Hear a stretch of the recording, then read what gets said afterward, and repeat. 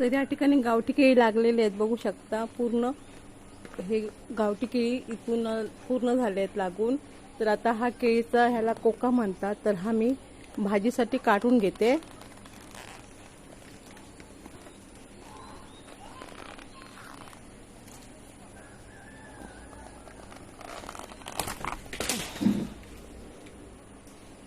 तर अशा प्रकारे हा भाजीसाठी केळीचा कोका ह्याला म्हणतात, तो मी काढून घेतलाय.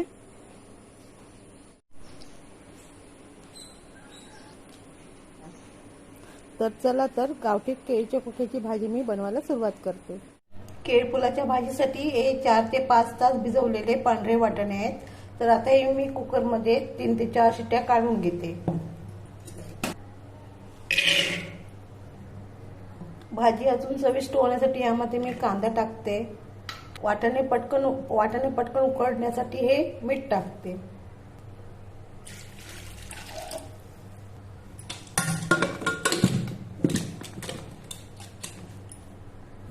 तर केळीचा कोका आता नीट करून घेऊया.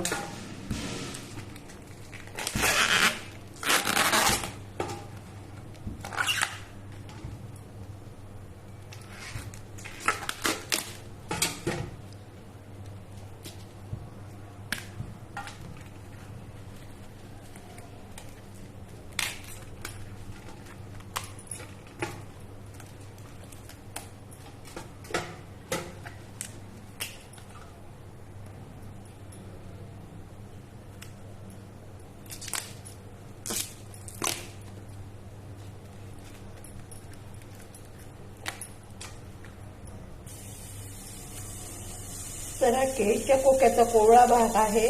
तर इथपर्यंत मी हे फोडून घेणार आहे आणि बाकीचा भाग हा मी भाजीमध्ये कापून टाकणार आहे.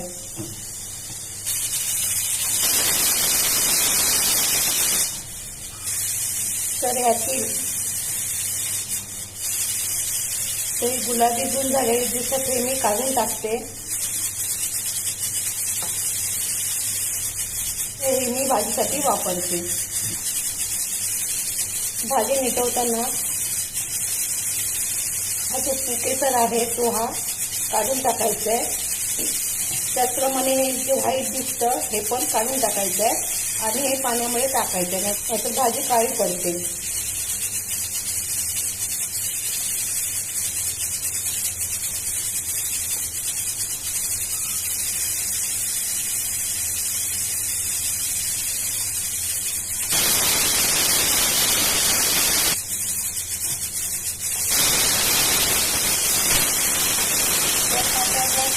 काढून घेतलं आणि अशा प्रकारे ही भाजी मी धुवून घेते. जर हा पुकेसर काढला नाही तर भाजी ही कडवट लागते. तर मी सर्व भाजी स्वच्छ करून घेते.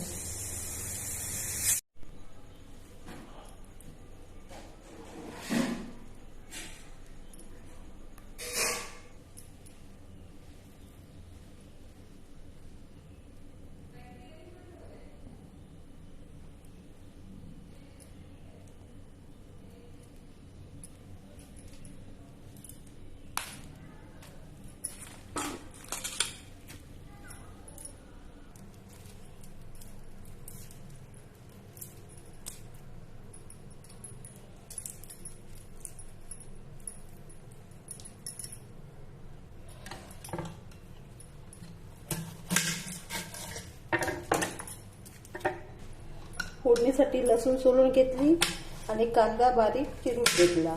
आता कांदा चिरून झाल्यानंतर भाजी मी बारीक चिरून घेते.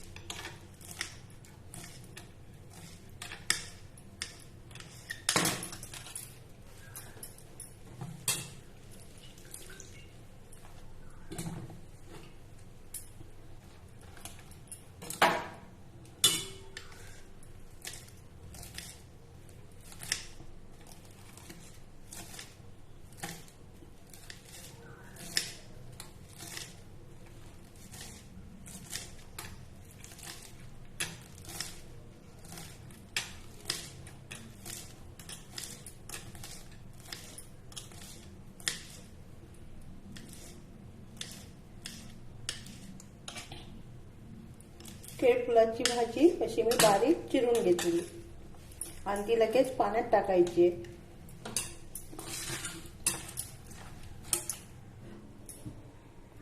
भाजीच्या वाटणासाठी हे मी 2 मोठे चमचे खोबरं घेतलंय आणि छोटासा कांदा हे मी चांगलं भाजून घेते. तर हे आता झालंय, हे काढून घेते. आता पाणी उकळून घेतलंय, त्यामध्ये ही मी भाजी 2 ते 3 मिनिटं शिजवून घेते, म्हणजे भाजीतील कडवटपणा किंवा कषाय गुण कमी होईल.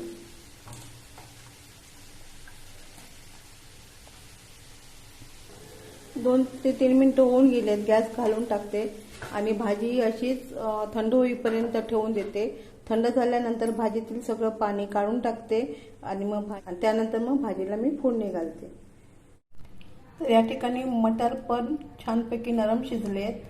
तर आता केळफूल हे मी आता पूर्णपणे पाणी काढून घेते.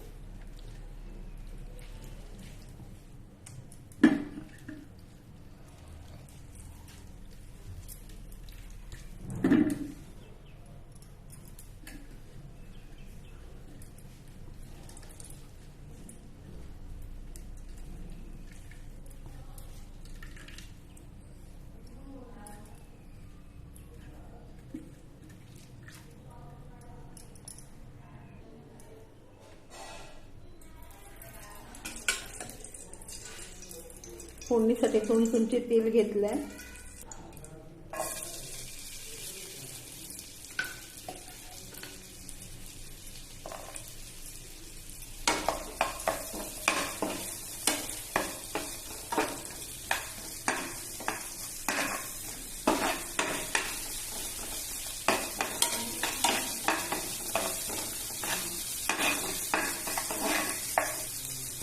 कढीपत्ता,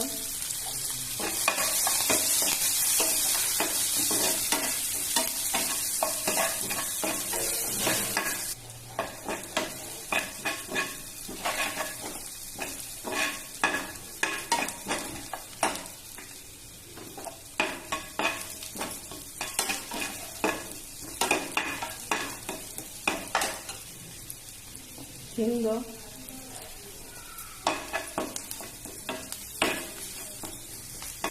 घरगुती लाल तिखट,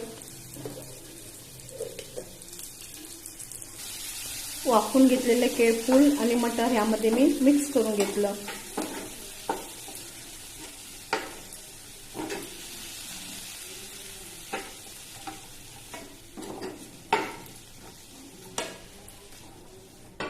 दोन मिनिटं भाजी मंद आचेवर शिजवून घेते.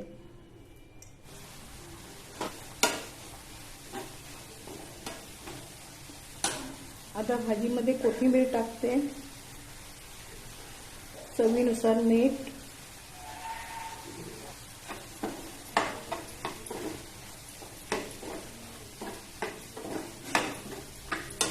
ते कांदा आणि खोबऱ्याचं वाटण टाकते.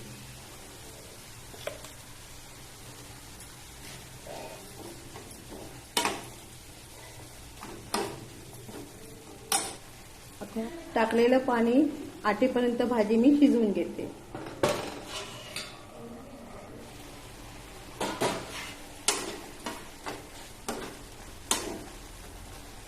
रुचकर स्वादिष्ट अशी केळफुलाची भाजी खायला तयार आहे.